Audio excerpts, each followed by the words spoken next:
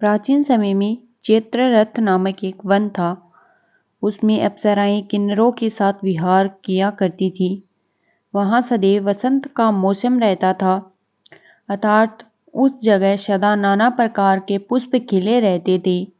कभी गंधर्व कन्याएं विहार किया करती थी, कभी देवेंद्र अन्य देवताओं के साथ क्रीड़ा किया करती थी। उसी वन में मेधावी नामक के एक ऋषि भी तपस्या में लीन रहते थे। वे शिव भक्त थे। एक दिन मंजू कोशा नामक एक अप्सरा ने उनको मोहित कर उनकी निकटता का लाभ उठाने की चेष्टा की। इसलिए वह कुछ दूरी पर बैठ वीणा बजाकर मधुर स्वर में गाने लगी। उसी समय शिव भक्त महर्षि मेधावी को कामदेव भी जीतने का प्रयास करने लगे। कामदेव ने उस सुंदर अप्सरा के भ्रू का धनुष बनाया, कटाक्ष को उसकी प्रत्यंचा बनाई और उसके नेत्र को मंजूगोषा अप्सरा का सेनापति बनाया। इस तरह कामदेव अपने शत्रु भक्त को जीतने को तैयार हुआ। उस समय महर्षि मेधावी भी युवावस्था में थे और काफी हष्ट-पुष्ट थे। उन्होंने यज्ञोपवीत तथा दंड धारण कर रखा था। वे दूसरे कामदेव के समान प्रतीत हो रहे थे। उस मुनि को देखकर कामदेव के वश में हुई मंजू कोशा ने धीरे धीरे मधुर वाणी से वीणा पर गायन शुरू किया तो महर्षि मेधावी भी मंजू कोशा के मधुर गाने पर तथा उसके सौंदर्य पर मोहित हो गए। वह अप्सरा मेधावी मुनि को कामदेव से पीड़ित जानकर उनसे आलिंगन करने लगी। महर्षि मेधावी उसके सौंदर्य पर मोहित होकर शिव रहस्य को भूल गए और काम के वशीभूत होकर उसके साथ रमण करने लगे। काम के वशीभूत होने के कारण मुनि को उस समय दिन रात का कुछ भी ज्ञान न रहा और काफी समय तक वे रमण करते रहे। तदुपरांत मंजू कोशा उस मुनि से बोली, हे ऋषिवर, अब मुझे बहुत समय हो गया है, अतः स्वर्ग जाने की आज्ञा दीजिए। अप्सरा की बात सुनकर ऋषि ने कहा, ए मोहिनी, संध्या को तो आई हो, प्रातः काल होने पर चली जाना। ऋषि के ऐसे वचनों को सुनकर उस अप्सरा उनके साथ रमण करने लगी। इसी प्रकार दोनों के साथ बहुत समय बिताया। मंजू कोशा ने एक दिन ऋषि से कहा, हे विप्र, अब आप मुझे स्वर्ग जाने की आज्ञा दीजिए। मुनि ने इस बार भी वही कहा, हे रूपसी, अभी ज्यादा समय व्यतीत नहीं हुआ है, कुछ समय और ठहरो। मुनि की बात सुन अप्सरा ने कहा, हे ऋषिवर, आपकी रात तो बहुत लंबी है। आप स्वयं ही सोचिए कि मुझे आपके पास आए कितना समय हो गया। अब ज्यादा समय तक ठहरना क्या उचित है। अप्सरा की बात सुन मुनि को समय का बोध हुआ और वह गंभीरता पूर्वक विचार करने लगे।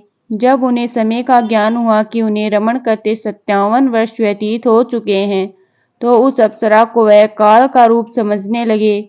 इतना ज्यादा समय भोग विलास में व्यर्थ चला जाने पर उन्हें बड़ा क्रोध आया। अब वह भयंकर क्रोध में जलते हुए उस तप नाश करने वाली अप्सरा की तरह भ्रकुटी तान कर देखने लगे।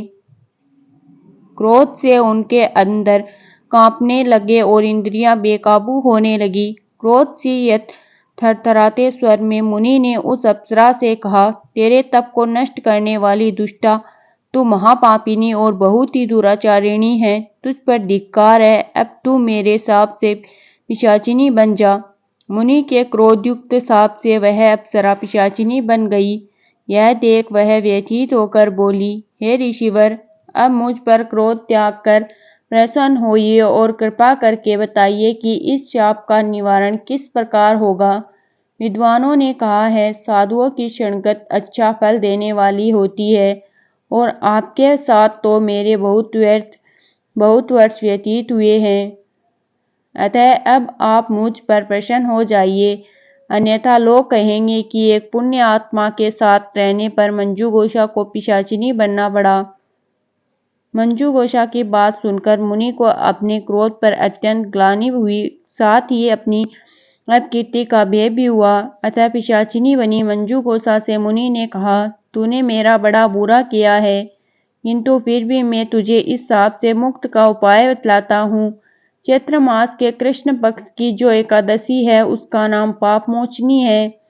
उस एकादशी का उपवास करने से तेरे पिशाचिनी की देह से मुक्ति हो जाएगी।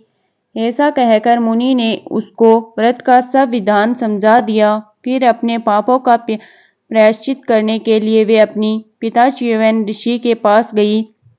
च्यवन ऋषि ने अपने पुत्र मेधावी को देखकर कहा, हे पुत्र, ऐसा क्या किया है तूने कि तेरे सभी तप नष्ट हो गए, जिससे तुम्हारा समस्त तेज मलिन हो गया है। मेधावी मुनि ने लज्जा से अपना सिर झुकाकर कहा, पिताश्री, मैंने एक अप्सरा से रमण करके बहुत बड़ा पाप किया है। इस पाप के कारण संभवतः मेरा सारा तेज और मेरा तप नष्ट हो गया है।